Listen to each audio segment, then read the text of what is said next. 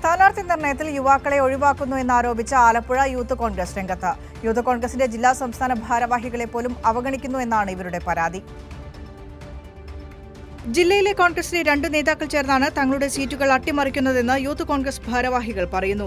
ഇവർ സീറ്റ് കച്ചവടം നടത്തുകയാണ്. കോൺഗ്രസിനെ രക്ഷിക്കണമെന്നാവശ്യപ്പെട്ടുകൊണ്ട് ജില്ലാ കോൺഗ്രസ് കമ്മിറ്റിക്ക് മുൻപിൽ പ്രതിഷേധ സൂചകമായി പോസ്റ്റർ പതിച്ചു. സ്ഥാനാർത്ഥി നിർണയത്തിൽ തങ്ങൾക്ക് പ്രാതിനിധ്യം നൽകിയില്ലെങ്കിൽ പോസ്റ്റർ ഒട്ടിക്കാനും തല്ലുകൊള്ളാനും ഇനി യൂത്ത് കോൺഗ്രസ് ഉണ്ടാകില്ല എന്നുള്ളതാണ് ഇവരുടെ മുന്നറിയിപ്പ്. മാത്രമല്ല, വരും ദിവസങ്ങളിൽ സ്വന്തമായി നിലപാട് സ്വീകരിക്കുമെന്നും ഇവർ മുന്നറിയിപ്പ് നൽകുന്നു. കൂടാതെ നേതൃത്വത്തിനുള്ളിലും സ്ഥാനാർത്ഥി നിർണയത്തിൽ പരാതി ഉയരുന്നുണ്ട്.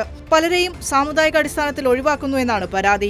മാവേലിക്കരയിൽ പട്ടികജാതി പട്ടിക വിഭാഗത്തെ പൂർണ്ണമായും കോൺഗ്രസ് അവഗണിക്കുന്നു എന്ന പരാതിയുമായി സംസ്ഥാന ഭാരവാഹികൾ തന്നെ രാജിവെക്കുന്ന സ്ഥിതിയുണ്ടായി. കൂടാതെ മാവേലിക്കര മണ്ഡലത്തിലെ MP കൂടിയായിട്ടുള്ള കൊടിക്കുന്നിൽ സുരേഷ് സമാനമായ രീതിയിൽ പരാതി നൽകിയിട്ടുണ്ട്. ഹരിപ്പാട് മണ്ഡലത്തിലെ പല പ്രദേശങ്ങളിലും ലീഗിന് സീറ്റ് നൽകിയതൊഴിച്ചാൽ മുസ്ലിം ലീഗിന് പ്രാതിനിധ്യം കണക്കിലെടുക്കുന്നില്ല എന്നുള്ളതാണ് മറ്റൊരു പരാതി. അരൂർ മണ്ഡലത്തിൽ കോൺഗ്രസ് മുൻ MLAയും വനിതാ നേതാവും ചേർന്ന വിജയ സാധ്യതയുള്ള സ്ഥാനാർത്ഥികളെ ഒഴിവാക്കി സ്വന്തം താൽപര്യം സംരക്ഷിക്കുന്നു എന്ന പരാതിയും ഉയർന്നിട്ടുണ്ട്. ഇത്തരത്തിൽ വ്യാപകമായ രീതിയിലാണ് സ്ഥാനാർത്ഥി നിർണയവുമായി ബന്ധപ്പെട്ട പരാതികൾ കോൺഗ്രസിൽ നിന്നും ഉയരുന്നത്. കൈരളി ന്യൂസ്, ആലപ്പുഴ.